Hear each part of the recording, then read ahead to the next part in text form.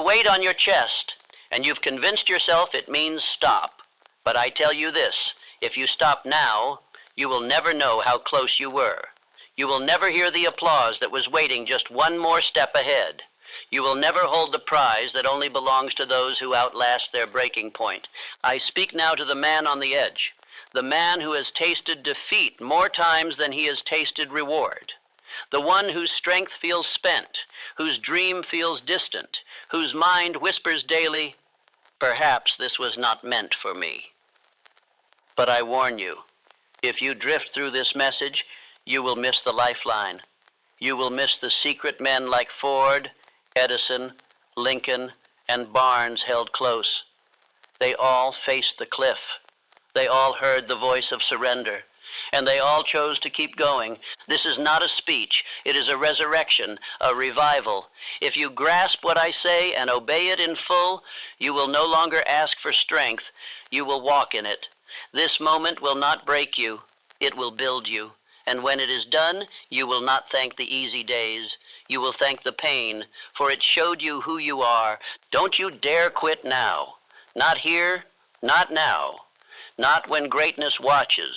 You must understand this. Pain is not the sign of your downfall. It is the seal of your preparation.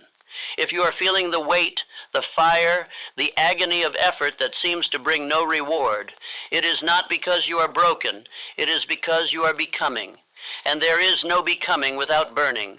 I have seen with my own eyes the quiet torment behind every great achievement. The public sees the crown, but they never see the crucible. And yet the crucible is where the real man is formed. The crown is merely the consequence. Look no further than Henry Ford. There was a time when he was ridiculed, humiliated, dismissed as a fool who dared to chase a horseless carriage. Before he stood atop an empire of industry, he stood amidst mechanical wreckage, financial setbacks, and the laugh of doubters. They called his first automobile a joke. But it was no joke. It was a seed. And Ford did not judge the seed by the size of its first sprout. He knew that pain was not punishment. It was proof. Proof that he had entered the process that every builder must endure. And because he did not run from it, the world eventually ran to him. You see, pain is not the wall, it is the door. It is not the end, it is the invitation. And yet most men, when they feel its grip, believe they are being cast away. No, my friend, you are being called deeper, you are being refined. You are being stripped of what is shallow, so that what is sacred may remain. The weak will always interpret pain as rejection.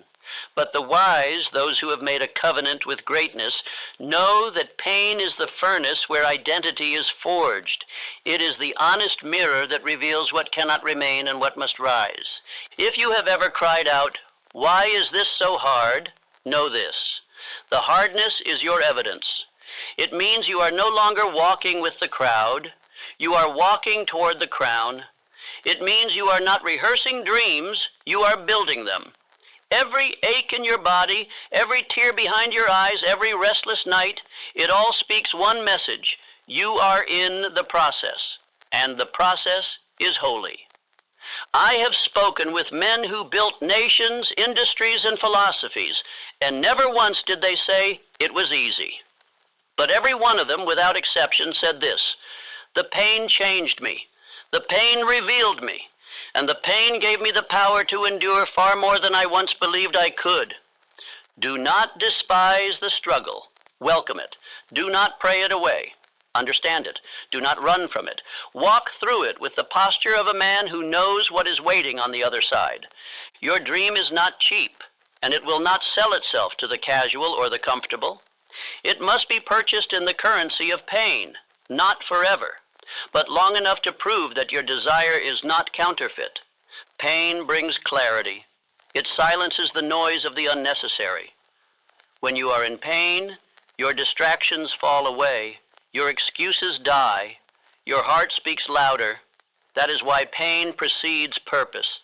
It empties the vessel so it can be filled again with intention, with power, with meaning. You have been lied to by comfort. It whispered that you could coast into greatness. But greatness is not something you land in by luck. It is something you crawl through fire to reach. The furnace you feel now is not a tomb. It is a womb. You are not being buried. You are being born. Remember this the next time you are tempted to quit. Your pain is not your enemy. It is your evidence. It is the evidence that something sacred is taking shape. And if you walk away now, you do not spare yourself the pain, you forfeit the prize. You lose not because the process failed you, but because you misread the signs. You thought the ache meant leave, but it meant listen. You thought the resistance meant stop, but it meant step. You thought the silence meant you are forgotten, but it meant you are being formed. And so I ask you now, what will you do with your pain? Will you run back to ease, to comfort, to the prison of predictability? Or will you press forward, knowing that every flame that tries to consume you is actually shaping the steel within you? The greatest men I have known, Carnegie, Edison, Ford, Rockefeller, they were not born with their greatness. It was hammered into them by the blows of life. They bled, they broke, they wept, but they rose. Because they knew the truth that most ignore. Pain does not kill the worthy, it confirms them. You are not being punished, you are being prepared. So rise, not with complaint, but with conviction. Move not with fear, but with fire. And say aloud, now and daily, until your soul obeys your spirit, this pain is not my enemy, it is my evidence. I am not being punished, I am being prepared. My tears are not signs of weakness, they are the ink of my transformation. I walk through this with eyes wide open and a heart unafraid. The crown I seek is on the other side of the fire, and I will pass through it. There is no greatness without groaning, there is no glory without grinding, and there is no victory without the valley. But if you can stand in your pain without shrinking, if you can move forward even while bleeding, if you can trust that this suffering is not your ending, but your elevation, then nothing, no man, no trial, no delay can stop you. Do not fear your pain, embrace it. Let it break what is brittle and birth what is bold, for it is not here to end you, it is here to reveal you. Now walk, there is a voice that arrives just before greatness, one quieter than fear, more persistent than failure, and more familiar than the truth itself. It is the whisper of doubt, and unless you understand its nature, it will become your master. Doubt never shouts. It does not come in with chaos or calamity. No, it slips in dressed as reason, as logic, as protection. It will tell you to pause, to delay, to wait for a better time, to seek more proof. And if you listen, if you begin to entertain its voice, it will not stop until your dream is a corpse. You must know this. Doubt always precedes elevation. Not sometimes, always. The moment a man steps toward his purpose, he will feel the pull of retreat, not because he is weak, but because he is worthy. The closer you walk to your divine appointment, the more violently doubt will plead with you to turn back. It is the final guardian before the gate of greatness. Do not mistake its presence for a curse. Do not believe for 1 second that doubt's arrival means you are lost. Quite the opposite. It means you are near. It means the summit is closer than you imagined. It means the next door, the one that leads to your promotion, your calling, your transformation, is only one decision away. Consider Thomas Edison. Over 1,000 failures, 1,000 unanswered attempts, but never once did he allow doubt to have the final word. He did not quit after the 10th failure, or the 100th, or the 900th. He kept moving, kept adjusting, kept believing, because he did not consult doubt. He commanded it to silence. I asked him once how he endured so many defeats. He smiled and said, "I never failed." I simply discovered 1,000 ways that did not work. That is not the voice of fear. That is the voice of mastery. That is the man who has murdered doubt by sheer movement. That is the man who has placed obedience above outcome. Most men are not defeated by the world. They are defeated in the silent courtroom of their own minds. They wake with resolve and sleep with regret, not because the world was cruel, but because they allowed hesitation to become habit. They permitted the whisper to grow louder than their will. But understand this, doubt is not your enemy, not if you know how to handle it. Doubt is the bell that rings before the door opens. It is not meant to be obeyed, it is meant to be outrun. How then does one silence doubt? Not by arguing with it, not by bargaining with it, but by declaring war on it through decision. For doubt cannot survive in the presence of daily declarations. It dies where conviction lives. Speak your aim aloud, every morning, every night, with intensity, with clarity, with reverence. When you wake, declare, I decide, and doubt dies. When you prepare for your task, affirm, the voice of purpose speaks louder than the voice of fear. You must train your subconscious mind to respond not to feelings, but to commands. The man who commands his mind will never be a servant to his moods. This is why I have long taught the power of autosuggestion. It is not repetition for repetition's sake, it is reprogramming. The mind left untrained will default to fear, to survival, to shrinking. But the mind, properly trained, becomes a furnace, a forge, a fire that burns every lie that says you cannot. Each time you say I can, you pull a brick from the wall of doubt. Each time you act in spite of your hesitation, you build the bridge to your breakthrough. But it is not enough to speak once. It must become a ritual. Decision must become your first language. Doubt cannot cohabitate with discipline, and it certainly cannot coexist with movement. You were not designed to live in second guessing. You were formed in certainty. That is why doubt feels so unnatural, because it is not your native tongue. Have you ever noticed that the moment you commit, truly commit, the fear weakens? That is no accident. The spirit responds to certainty like a flame responds to oxygen. When you decide, heaven opens, provision appears, strength arrives, the clouds begin to part, not because the world has changed, but because you have changed your posture. You must stop waiting to feel ready. You must stop waiting for the doubt to pass. It will not. You must walk through it. You must teach your feet to move while your mind is unsure. That is how you dominate. That is how you rise. You are not cursed. You are not behind. You are on course. The doubt is simply the echo of your old self begging you to return. Do not heed it. Do not entertain it. Let it die in the silence of your progress. You are building something eternal, and eternal things always attract the temporary cry of resistance. Let me remind you of this truth. Faith is not the absence of doubt. It is the command to move in spite of it. You are not required to feel fearless. You are required to be faithful. And faith is not emotion. It is execution. Let today be the day you stop negotiating with your hesitation. Let today be the day you refuse to let the whisper win. Let today be the day your voice returns, your backbone strengthens, your vision stands upright once more. And let these declarations become your armor. I decide, and doubt dies. The voice of purpose speaks louder than the voice of fear. I do not consult weakness, I command strength. My future listens to my footsteps, not my feelings. Every step I take silences the voice that said I couldn't. Doubt is loud only when destiny is near and destiny is standing at my door.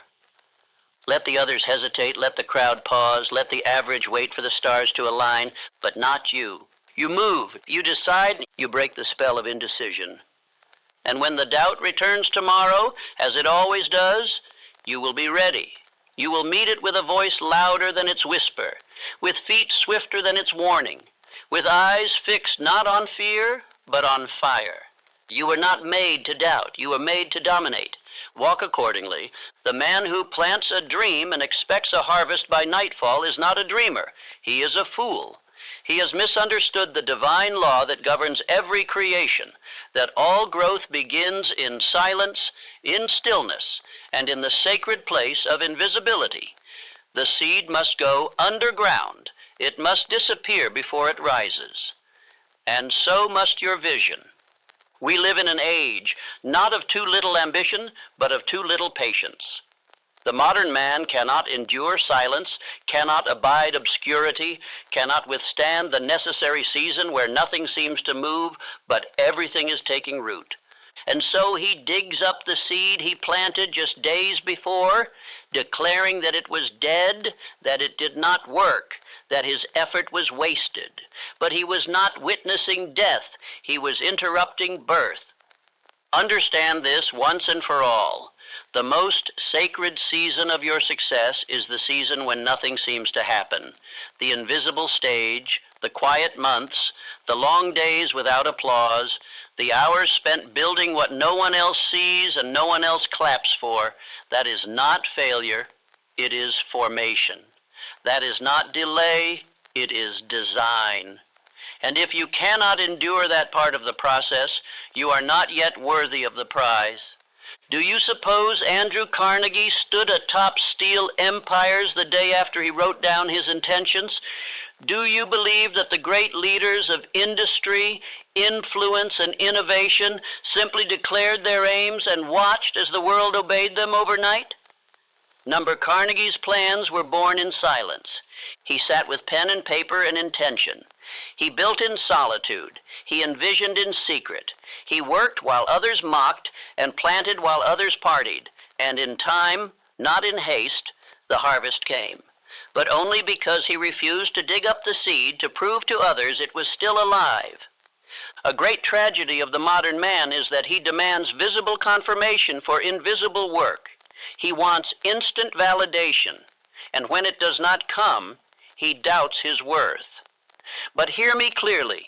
Just because the world does not clap does not mean heaven is not watching. Just because your peers do not understand does not mean providence has not assigned you. You must learn to love the soil. You must learn to trust the quiet. The dream that cannot withstand silence is not yet strong enough for celebration. The seed must be buried before it rises. That is the law. Not one man can escape it, not even you. You must plant your dream beneath layers of routine, of sacrifice, of sweat, of solitude, and you must leave it there, not abandoned, but protected, not forgotten, but believed in. You must show up day after day, not to uproot, but to water, not to question, but to tend. For it is the quiet man who becomes the loudest victor.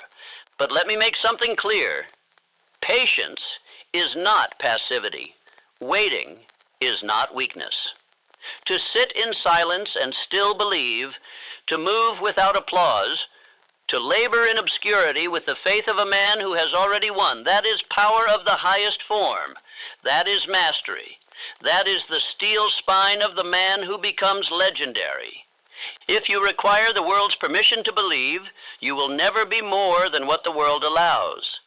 But if you can labor while unseen, if you can declare the dream even while others sleep, if you can praise the process while the fruit is still buried, you will unlock a strength that the impatient man will never taste. And so I ask you, what seed have you planted? And more importantly, are you willing to guard it through the drought? Are you willing to suffer the silence? To tend the field even when all you see is dirt and dust and delay? Your dream is not dead, it is developing. Your vision is not forgotten, it is being fortified. Your promise is not postponed, it is being prepared. But only if you stay long enough to see it rise. Only if you stop measuring success by public confirmation and begin measuring it by private obedience. The seed was never about speed, it was about surrender.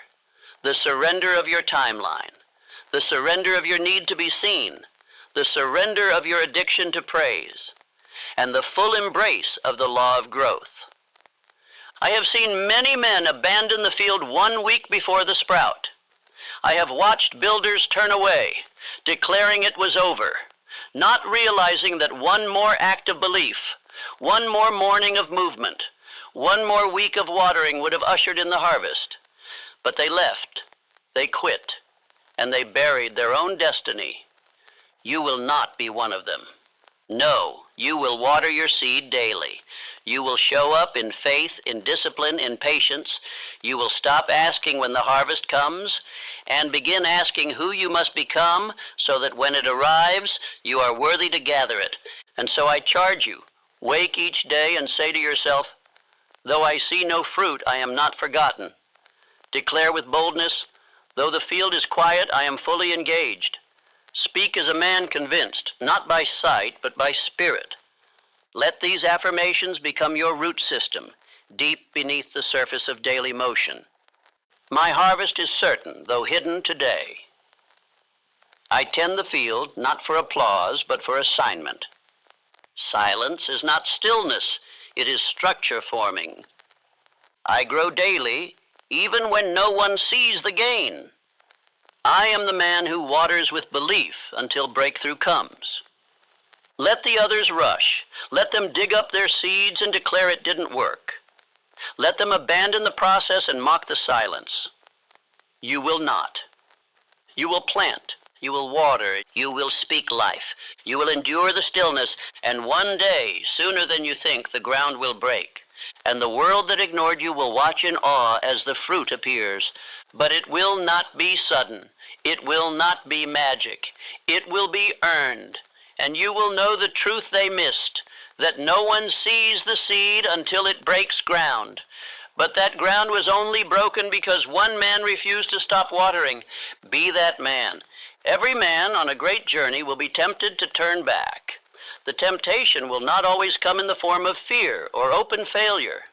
More often it will arrive wearing the garments of reason, dressed in the language of safety disguised as wisdom. It will come as a friend's voice saying, "You've done enough." It will echo as your own mind suggesting, "You deserve rest." And if you are not rooted in conviction, that false voice will sound holy, and you will follow it straight into mediocrity. Make no mistake, the world will offer you an exit, not once, not twice, but at every point where your movement begins to stretch the limits of what is considered normal. The exit will not present itself as failure. It will appear noble. It will come bearing names like balance, stability, comfort, and even protection. But do not be deceived. The exit is not there to preserve you. It is there to prevent you. It is not a detour. It is a burial ground. The dreams of millions are rotting beneath the paved road of good reasons, and those who walk it seldom return with fire in their bones. Charles Schwab had every reason to leave. When competitors waved greater salaries and softer obligations in front of him, he could have rationalized the move. But Schwab stayed with Carnegie, not because it was easier, but because it was right. He did not chase the nearest comfort. He did not allow convenience to dictate his loyalty. He understood what the small man forgets, that destiny does not bend for the man who flees at the first invitation to exit. You will be offered the same exit. It may not look like Schwab's, but it will call you all the same. It may appear as another job, a safer dream, a slightly easier version of your vision that asks you to compromise just a little. Or worse, it may ask nothing of you but to stop, to pause, to reconsider and recover and wait until things feel perfect again.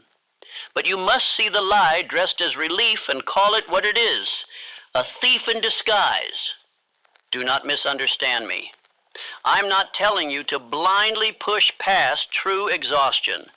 I am not advising recklessness or the kind of ambition that destroys families and ruins health. But I am warning you against a far more common sickness, the slow death of conviction through chronic compromise. The man who exits early and calls it balance is not balanced, he is broken. The man who folds because the tension was high and declares it wisdom has not been wise. He has been weakened by doubt, dressed in reason. There is a moment in every journey when quitting looks sacred. Do not trust it. In that moment, you must return to your creed, to the vow you made when your dream first caught fire. Because when you started, it was not logic that moved you, it was fire. It was urgency. It was a knowing deep in your chest that what you were born for would not be found on the path of ease. You knew it then. And now, as the pressure builds and the voices grow louder, you must remember. You do not need comfort, you need conviction. Comfort will ask you to stay small. Conviction will demand you rise. Comfort will suggest delay. Conviction will shout now. Comfort will show you every possible exit. Conviction will close the doors and set your face like flint toward the call. And here is the great truth. The moment you reject the exit, the world begins to obey you. It is not the man who contemplates quitting that wins obedience from life. It is the man who finishes what he starts. The earth respects resilience. It opens its gates not to the curious, but to the committed. And commitment is proven not when things are easy, but when every fiber in you wants to turn around and you walk anyway. So how do you overcome the temptation to quit? First, expose it. Name the exit for what it is. Say aloud the lies it offers. If I stop now, I'll protect my peace. If I walk away, I'll be safer. If I take the easier road, I can always return later. Say it aloud. Hear the cowardice in it. Then ask yourself, what will quitting cost me? Not in time, not in money, but in self-trust, in dignity, in the example I set for those watching me, my children, my peers, my future self. Second, install a ritual of recommitment. Before every hard task, speak your creed. Write one sentence that will carry you through the storm. It need not be long, it must only be true. Something like, I was not made to pause, or I complete what heaven assigns. Speak it aloud when the road grows heavy. Speak it when the exit looks holy. Speak it until your body obeys. Third, remember the long game. The world today is addicted to fast reward, but fast reward builds shallow men. Greatness takes time. It takes repetition. It takes finishing. And finishing takes endurance, especially in the seasons where every voice says you have done enough, but you haven't. Not until the work is complete. Not until your soul says it is done. This message is not for the comfortable. It is for the weary, for the builder who is 10 bricks deep and already feels the weight, for the man who once believed fiercely, but now stares at an exit door and wonders if he was ever meant for this. And to him I say this, do not walk through that exit. Do not take the trap. Do not hand over your crown for a moment of false relief. Finish what you start. Burn the bridge back to average and walk forward, not in emotion, but in decision. The world will always offer you an exit. Hell will always whisper, it's too much. And fear will always raise its voice the moment you begin to advance. But you are not called to listen. You are called to lead. And leaders finish. They finish in silence. They finish when misunderstood. They finish while doubted. They finish even when no finish line is visible, because they know the finish line appears for the man who walks like he is already crowned. So declare it now. I see the lie dressed as relief, and I reject it. I finish what I start. Say it until every cell in your body obeys, until the exit no longer calls your name, until the doors of destiny open not because they welcomed you, but because they feared being broken down. Walk. Don't pause, don't beg, don't wait for applause, don't scan for escape. Walk because the crown is waiting, and it never lands on the man who left early. You once stood before your dream with the fire of desire in your chest and said, I want to be great. You may not have spoken those words aloud, but your heart uttered them in silence.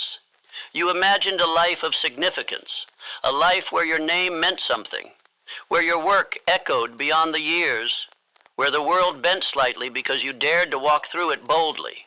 You dreamed of rising above the noise, the average, the temporary, to build something eternal, to become someone unshakable. And now the battle has come.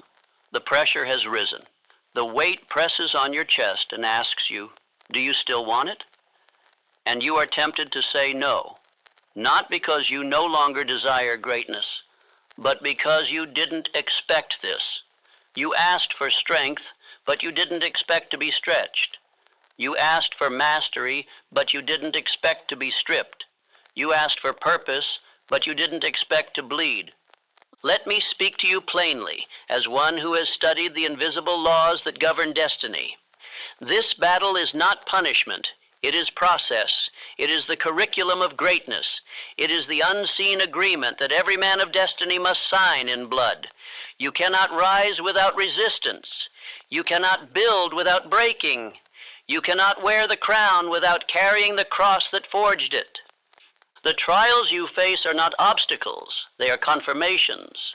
You are being tested not because you are failing, but because you are being forged. Roosevelt, the man whose leadership steeled a nation, spent much of his youth battling physical pain that would have crippled a lesser man's spirit. Yet it was precisely that affliction that formed his tenacity. He did not merely survive illness, he turned it into internal fire. The man who could not breathe easily learned to lead men with force. His body may have struggled, but his spirit became a fortress. And that spirit was not born in ease, it was born in affliction. Consider Lincoln. Few men in history have walked with such public burden and such private sorrow. He battled depression like a ghost that followed him through every decision, every speech, every day in office, and yet it was that deep well of pain that gave his words weight. That inner suffering gave him empathy. His trials did not disqualify him. They qualified him. They deepened his soul, refined his vision, and made him a vessel that could carry the agony of a divided nation. Barnes waited. Years passed before Edison truly saw him. He began in the corner of a dusty shop, invisible to most, known only to his own will. And yet he stayed, because he knew something most never learn. Delay does not mean denial. Waiting does not mean wasting. He saw the delay not as a detour, but as his development. His readiness was not proven in success. It was proven in persistence. Now you are in a battle. You feel it. The fatigue, the doubt, the repeated whispers that maybe you were not built for this, that maybe the road you chose was too high, too narrow, too long. But I ask you, did you not pray for greatness? Did you not ask to be set apart? Did you not say you wanted to rise above? Then why, when the training arrives, do you treat it as torture? This moment, the one that feels like the end, is the very answer to your beginning. You asked for glory, and heaven responded with the gymnasium of difficulty. You asked to be exceptional, and life gave you the curriculum that breaks ordinary men. What if this battle is not blocking your dream, but building you into the only man capable of holding it? The modern world lies to you. It tells you that discomfort is to be avoided, that pain is proof of a wrong path, that success must come swiftly or it is not worth chasing. But the truth is more ancient. The truth is sacred. And the truth is this: the man who stays in the fire long enough to be forged becomes the one who rules it. The dream you seek is heavy. And so the muscles of your mind, your emotions, your identity must be strengthened before you carry it. Stop asking for the fire to stop. Start asking to be made fireproof. Stop praying for the trial to end. Start declaring that you will outlast it, and stop looking for the door out. Look instead for the door through. The test you face is not in your way, it is your way. It is the chisel in the hand of destiny, carving out the cowardice, the confusion, the compromise that you didn't even know was still in you. It is cutting off what must die so that what must reign can rise. You say you want to lead, but can you lead yourself through this storm? You say you want to influence others, but can you influence your own mind not to run? Do not flee from the hardship. Welcome it, because it is not your enemy. It is your evidence that something great has been placed within you, and life is now demanding a matching man to carry it. And let me say this clearly: you do not endure this moment for yourself alone. There is someone on the other side of your obedience, someone who will need your story, your example, your scars. If you quit now, their torch goes out with yours. You are not just carrying your vision. You are carrying a legacy, a lineage, a light. Every moment you continue, you train the spirit of the man you are becoming. Every decision to stay in the fight, even when it feels useless, is recorded in the invisible records of the universe. The world may not see it yet, but heaven does, and heaven rewards finishers, not starters. Now is not the time to retreat. It is the time to remember. Why did you start? Who are you becoming?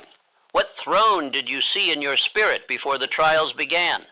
If you can recall the vision, you can endure the valley.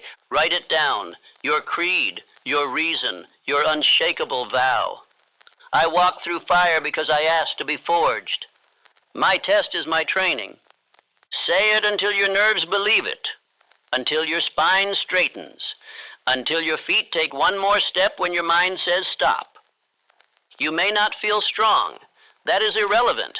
Strength is not a feeling. It is a choice made in defiance of the storm. You may not feel ready. But no man is ever ready for greatness. He becomes ready by choosing not to run. So now, in this moment, while everything in you may ache to flee, to pause, to weep, to wait, I say this: stand, stay, move. Let the fire do its work. Let the pain shape you. Let the battle brand you. Because this moment is not here to break you. It is here to build you. And the man who does not quit today becomes the king no man can stop tomorrow. There are moments in a man's life when he comes face to face with the truth that he is not yet the man he thought he was. These moments rarely arrive when skies are clear and applause is loud. No, they arrive when the storm rises, when the light is gone, when the crowd has scattered and only silence remains. And in that silence a voice speaks, not the voice of the world, not even the voice of circumstance. It is the voice of self. It is the whisper that says, now we will see who you really are. Understand this: identity is not shaped in comfort. Identity is not formed in days of ease. No man has ever become who he was born to be in seasons where everything went according to plan. Identity is the residue of decision. It is the after effect of choice made in the furnace of adversity. Easy seasons may reward you, but they will not refine you. Only difficulty possesses the authority to sculpt your name into the eternal. Look at any great man in history, and you will not find his story of strength written in celebration, but in challenge. Henry Ford was not shaped when the Model T conquered the market. He was forged when he was laughed at, bankrupted, and ridiculed. He was mocked for defying the horse, dismissed for imagining machines that ordinary men declared impossible. But he walked forward anyway. The public did not believe in him, but his identity was not for sale. He walked in the name of vision, not validation. That is the secret every builder must learn. You are either becoming a man who folds or a man who finishes. And that decision is made not in speeches, not in intentions, but in the cold mornings where you rise without praise, in the nights where failure looms larger than faith, in the seasons where the world offers you every excuse to quit, and you whisper to yourself, not today. You may think identity is a gift handed down from birth or environment, but that is a lie dressed in elegance. Identity is chosen. It is declared. It is built, not found, and it is built in the hours no one sees. Every time you speak who you are, especially when life tries to contradict it, you etch it deeper into your soul. If you are silent when pressure comes, the world will define you. But if you speak, the storm must submit. Every man has within him the right to declare himself. This right is not reserved for the rich, the noble, or the famous. It belongs to the decided. Say it with me now. I am not my past. You must repeat it not once, but daily. I am not my pain. The body may be weary. The emotions may tremble. But your declaration of self must remain firm. The soul must speak what the body doubts until the body obeys. Your pain does not have permission to name you unless you surrender your voice. The names you accept are the names that shape your life. Are you tired? Then declare, I am endurance in motion. Are you doubting? Then declare, I am faith on fire. Are you lost? Then declare, I am the man who finds his path by walking through the storm. The world will tell you that affirmations are weak. Let them mock. The ones who mock the loudest are often those who have surrendered silently. Ford, Edison, Lincoln, none of these men were crowned because of comfort. They were crowned because they refused to be renamed by resistance. Edison was not known for his failures, though he had thousands. He is remembered because he would not stop until his vision became visible. Not one of his inventions ever birthed itself in ease. He forged his name through repetition, through ridicule, through relentless motion. Identity is not a moment, it is a muscle, and muscles are not formed by thought, but by resistance. Each time you face the hard thing and refuse to run, you become stronger, not only in body, but in name. Each time you move when motivation is absent, you deepen your spiritual footprint on the earth. You begin to walk as one whose roots cannot be shaken. That is what the world fears. Not the man who tries once, but the man who keeps rising, the man who refuses to fold, the man who will not be renamed by circumstance. Let me give you now the 5 affirmations that must become your armor, your sword, your shield. These are not words to entertain, they are words to become. I am the man who keeps going when others sit down. I am the voice of decision in the face of doubt. I am not shaped by ease, I am revealed by endurance. I am fire dressed as flesh, unyielding, unbreaking, unafraid. I am the author of my name, and today I write in bold. Say them aloud, every morning, every night. Every moment resistance tries to rename you. Do not think you can whisper your identity and expect the world to bow. Speak it with fire, with conviction, with the finality of one who has already seen the crown and decided he will wear it. This part of your journey, the one that feels most unclear, is the very proving ground of who you will become. You do not need more signs. You do not need more certainty. You need one thing, to declare who you are until your life has no choice but to agree. Let others quit. Let others break. Let others negotiate with difficulty. You are not others. You are becoming a man the world has not yet seen. Not because you are better, but because you are obedient to the fire, to the assignment, to the identity written in your spirit before the world handed you fear. Walk now as if your name is sacred, because it is. There is a quiet deception that infects the spirit of many men, not in the form of sin, not in the form of evil intent, but in the form of hesitation. It is the soft, subtle voice that says, wait just a little longer. Think it through again. Make sure you're ready. And while it sounds like wisdom, it is cowardice wearing a mask. The world is not waiting for the man who contemplates forever. It is already opening doors for the one who moves. For the law of life is this: heaven does not promote the undecided. You may think your dream is delayed because of timing. You may believe the opportunity is not yet ripe, or the right people have not yet arrived. But I offer you this: the delay may not be in the dream, it may be in your decision. Your destiny is not stagnant, it is waiting for your movement. You have not been denied, you have merely been undecided.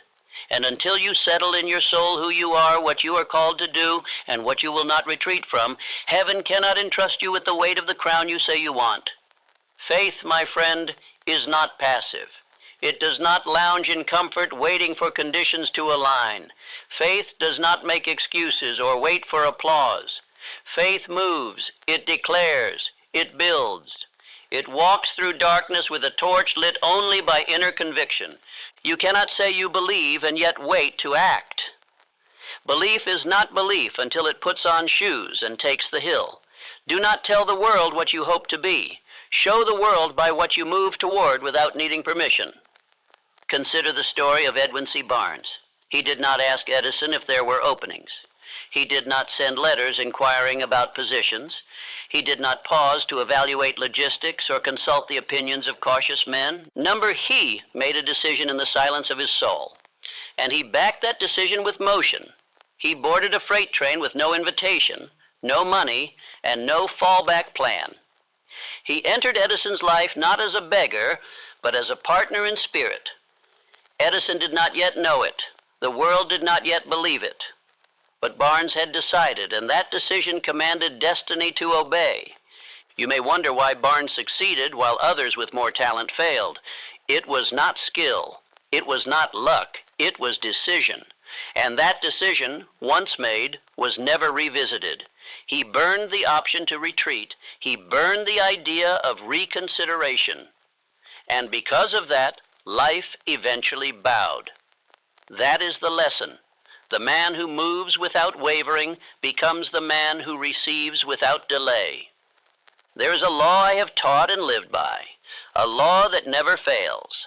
Act now, adjust later. Most men wait to act until the plan is perfect, but in doing so, they lose the advantage of motion. Let me say this plainly. Motion is sacred. The man who moves, even with a crude plan, accomplishes more than the man who perfects and pauses. God does not bless the perfect. He blesses the obedient, the committed, the bold. Let me now teach you the practice that separates the men who drift from the men who dominate. It is the power of the definite chief aim. This is not a wish. It is not a vague hope. It is a written decree of destiny. It is your spiritual assignment put into words, and when declared daily, believed deeply, and acted upon without delay, it becomes the blueprint that builds your future with terrifying speed. To create it, ask yourself 3 questions. What do I want? Who must I become to receive it? And what am I willing to sacrifice to attain it?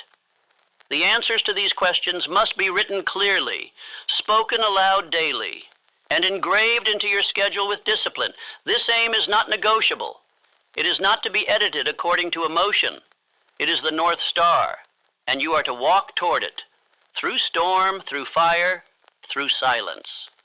Write your definite chief aim on a card. Carry it with you at all times. Recite it upon rising and before retiring.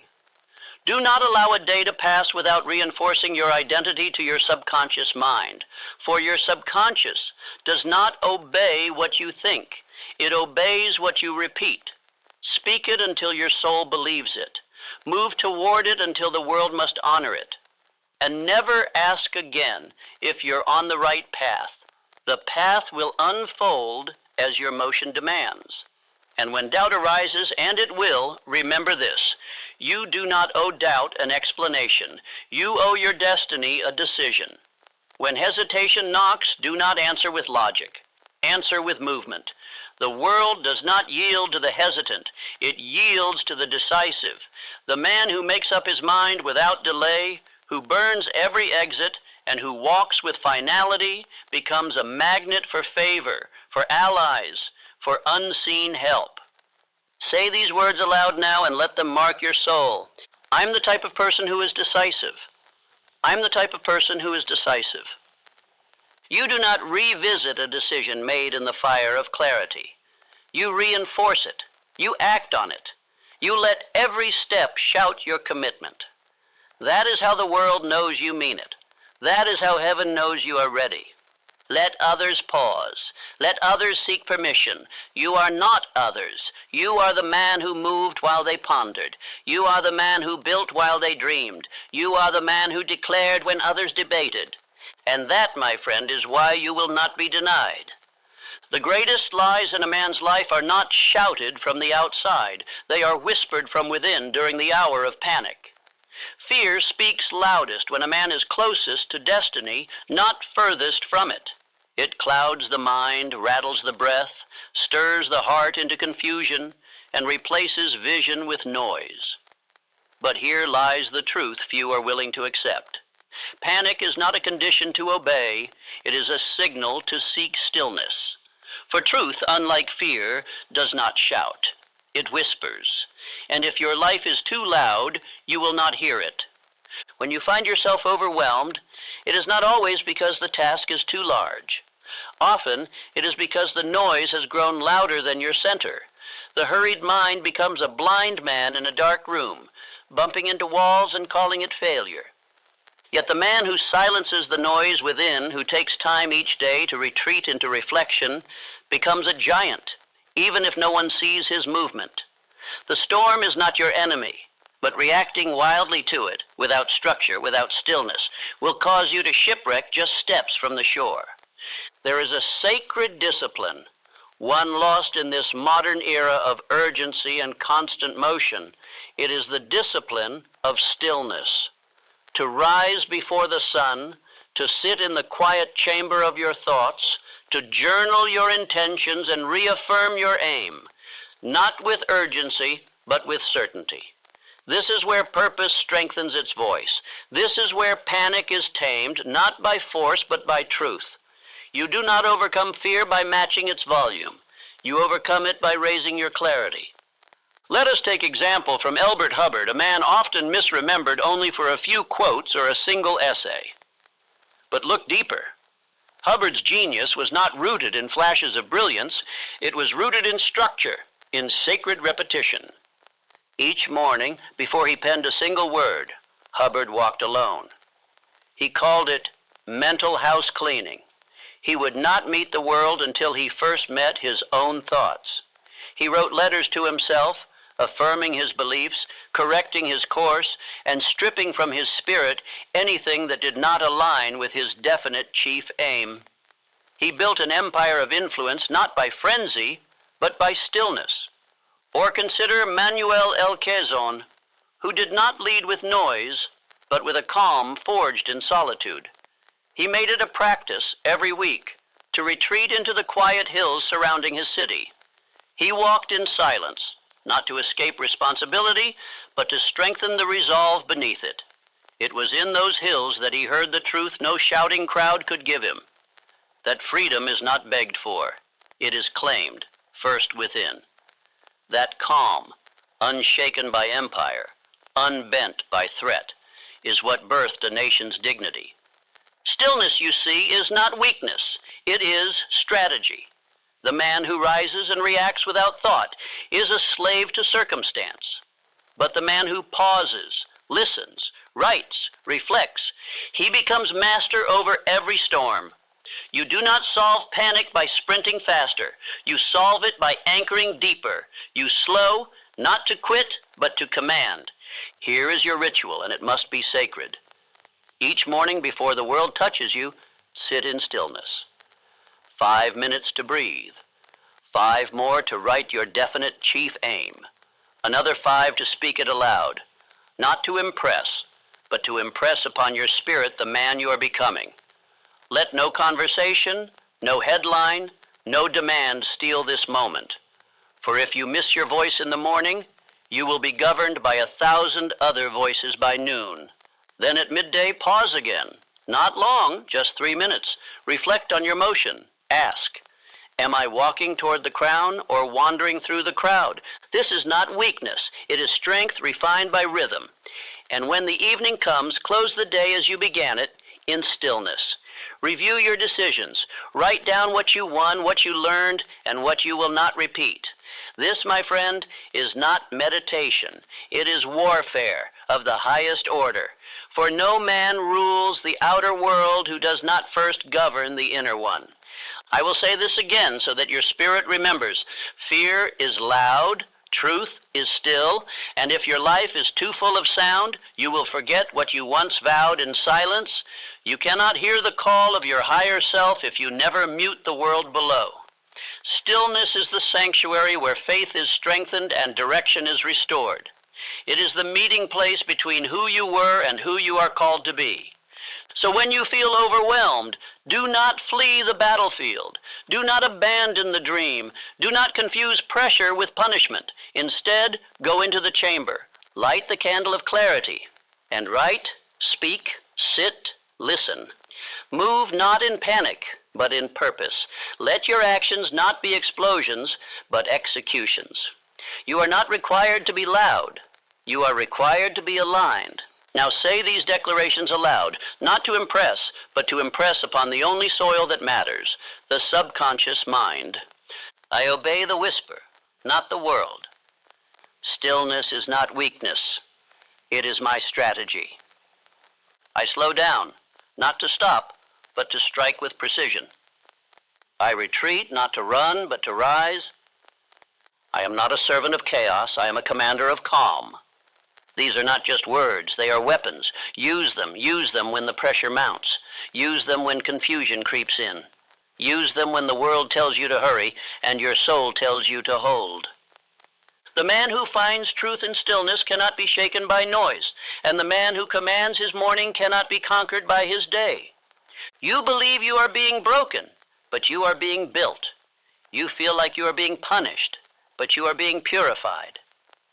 This is the great deception of growth. It often looks like loss. Most men quit, not because they lack the strength to continue, but because they mistake progress for punishment. They misread the fire as failure. But the fire is not sent to destroy the man. It is sent to divide him, separating what is no longer worthy of his next chapter from the gold of what is meant to remain.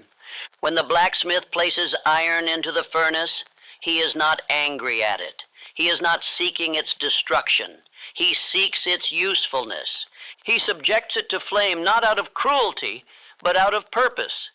He knows the fire will remove what does not belong. It will expose weakness, reveal air pockets, and make way for the strength hidden beneath the surface.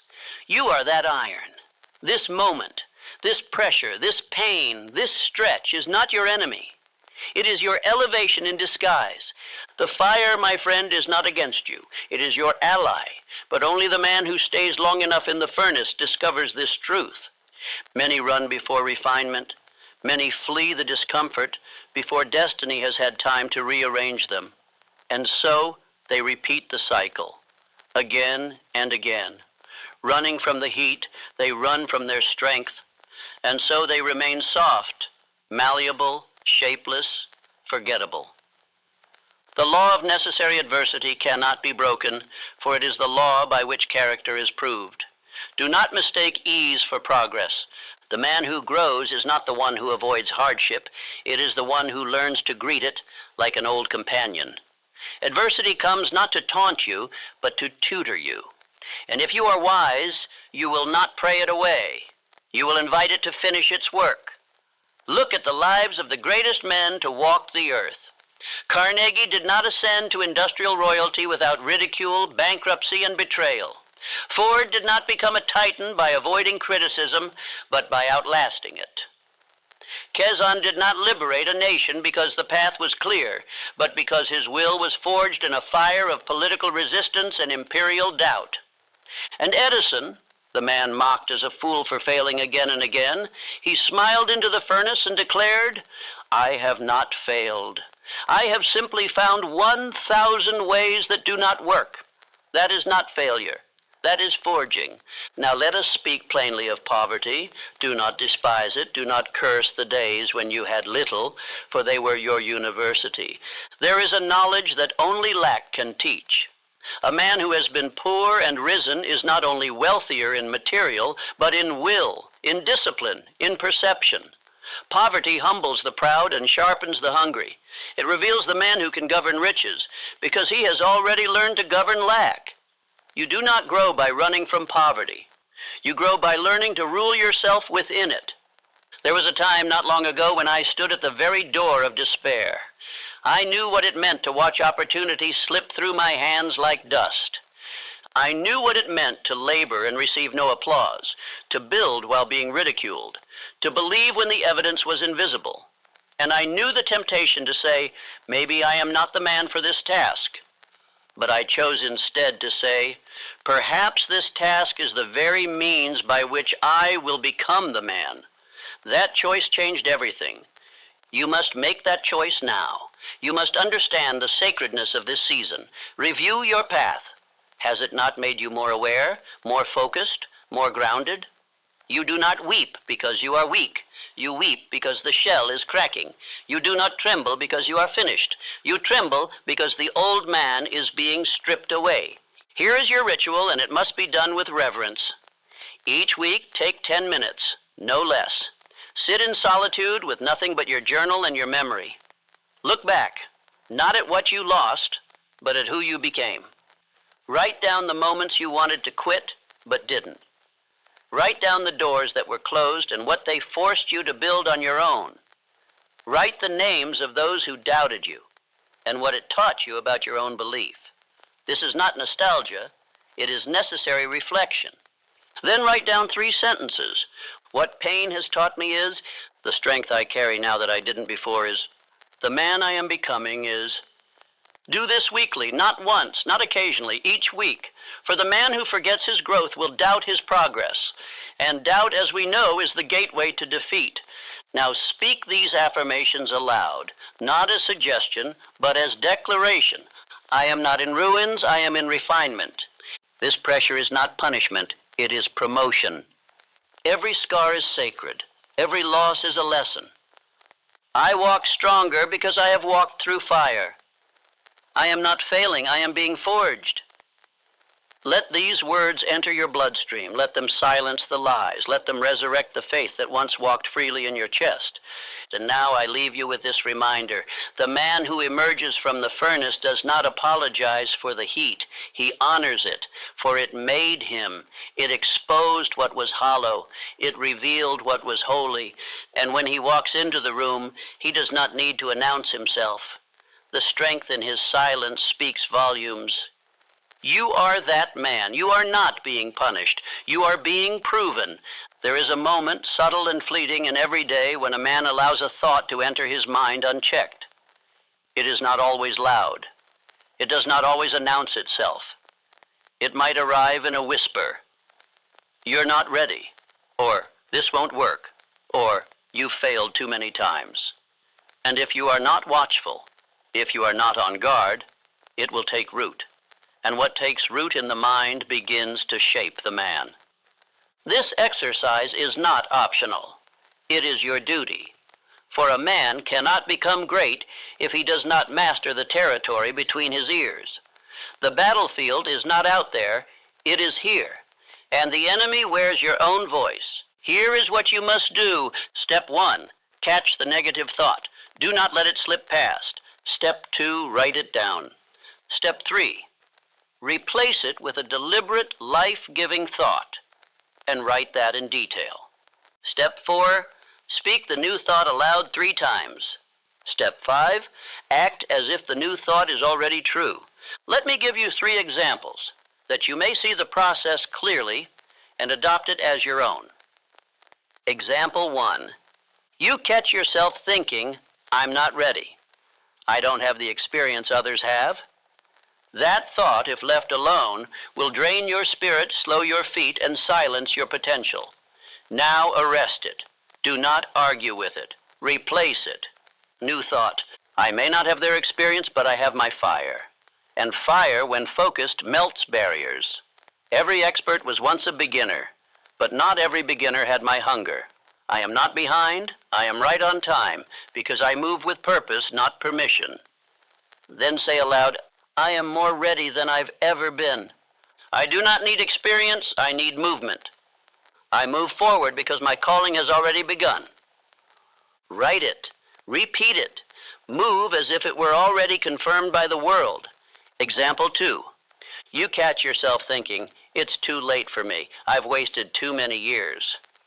This is a lie disguised as logic, and it has no place in the mind of a builder. Replace it immediately. New thought. The years I walked without clarity were not wasted. They were preparation. Now that I have sight, I will move twice as fast, twice as focused. Some men drift for decades and never awaken.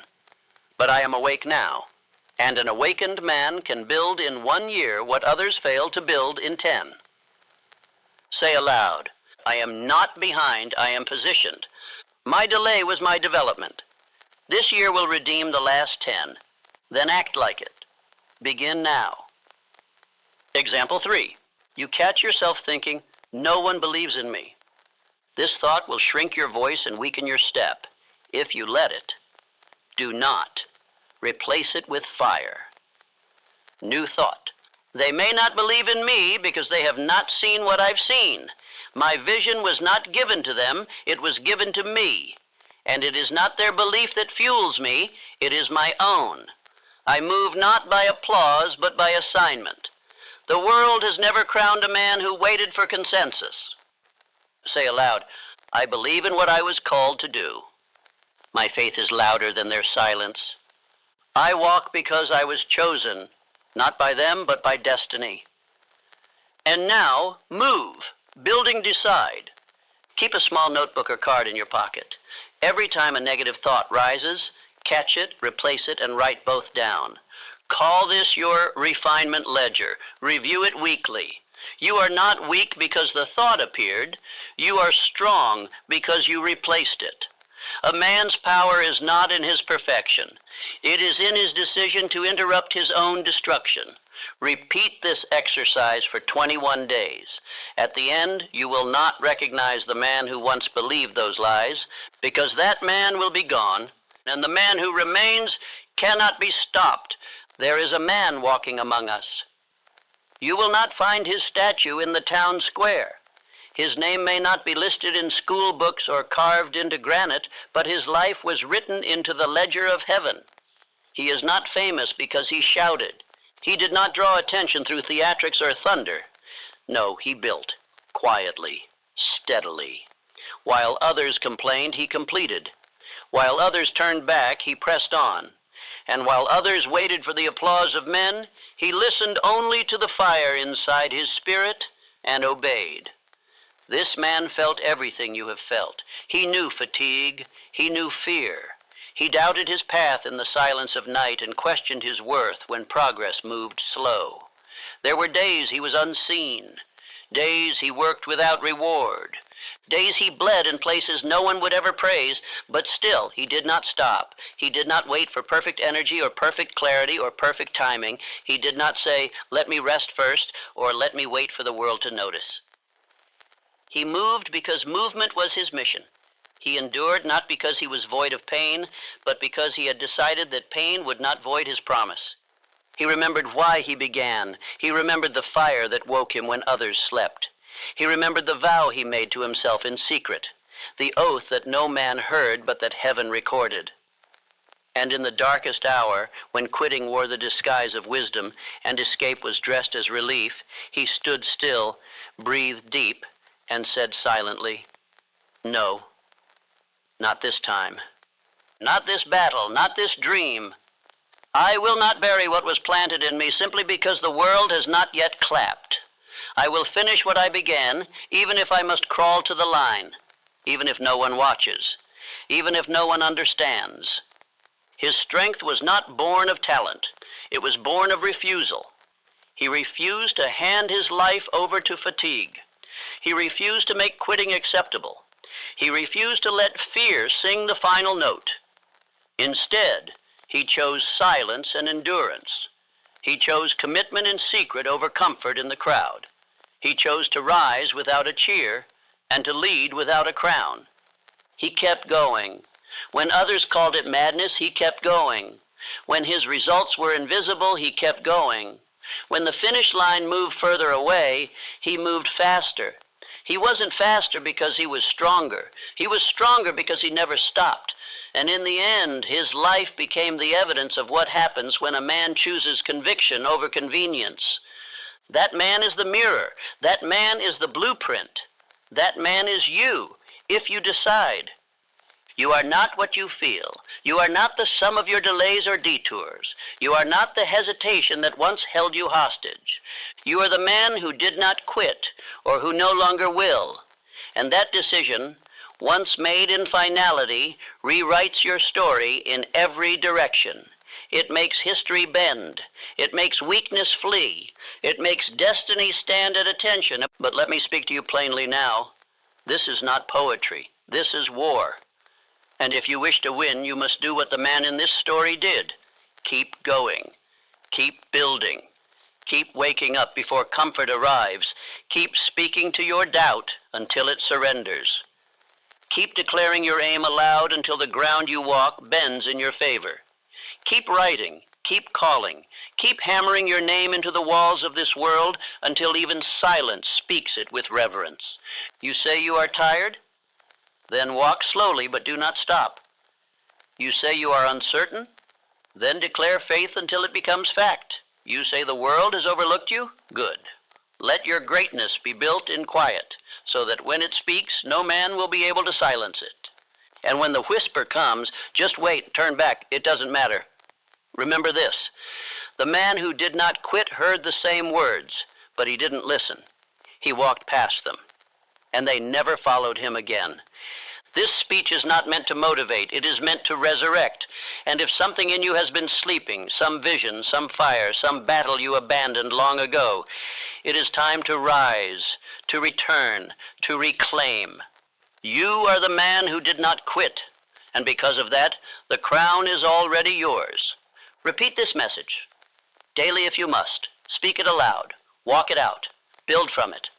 Let the man you become be the answer to every doubt that ever whispered against you.